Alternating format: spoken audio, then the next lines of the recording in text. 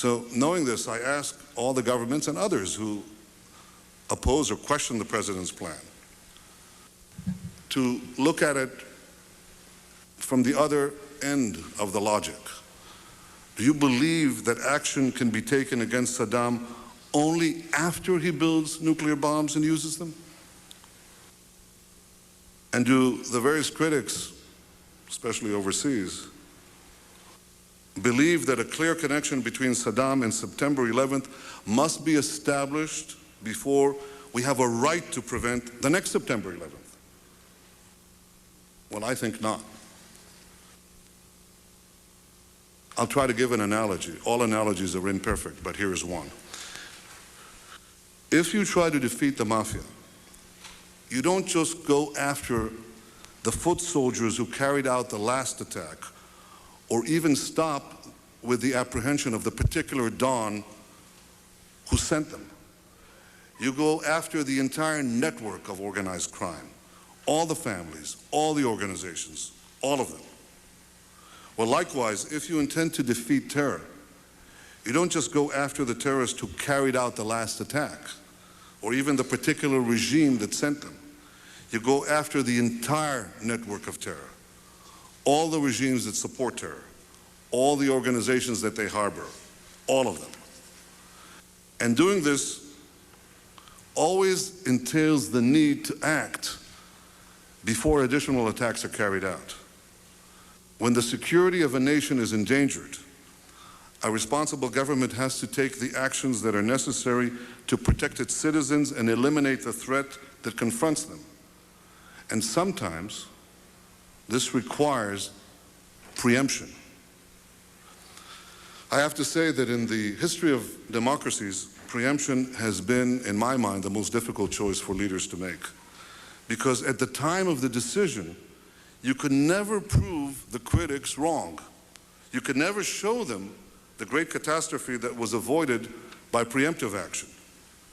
And yet we now know that had the democracies taken preemptive action to bring down Hitler in the 1930s, the worst horrors in history could have been avoided. And we now know, and we know this from defectors and from other intelligence, that had Israel not launched its preemptive strike on Saddam's atomic bomb factory, recent history would have taken a turn to catastrophe. But the most compelling case for preemption against Saddam's regime, I believe, was not made by the president's powerful words this morning, but by the savage action of the terrorists themselves on September 11th.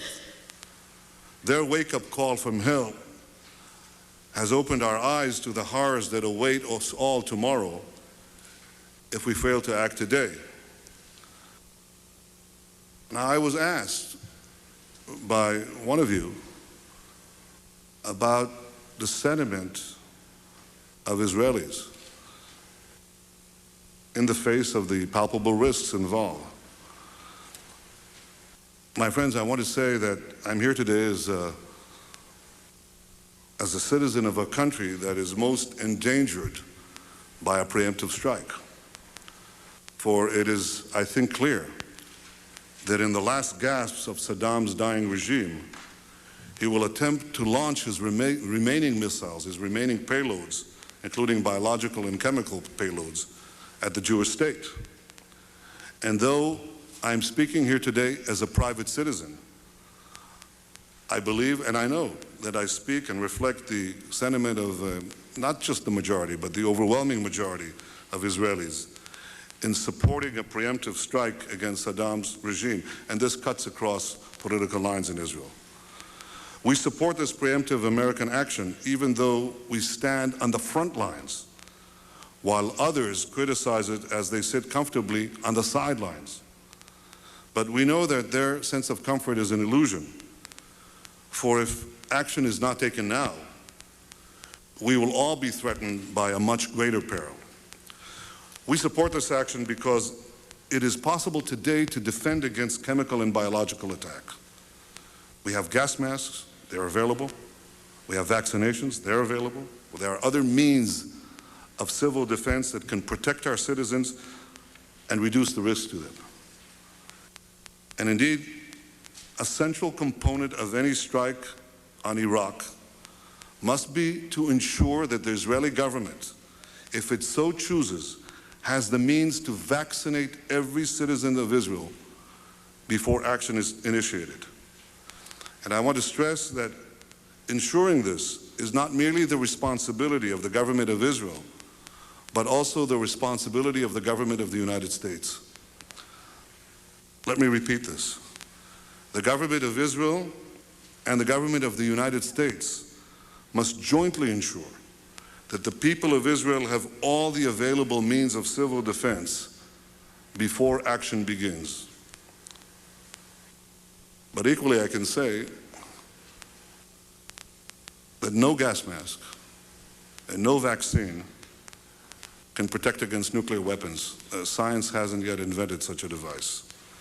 And this is why regimes that have no compunction about using weapons of mass destruction and will not hesitate to give these weapons to their terror proxies must never be allowed to acquire nuclear weapons.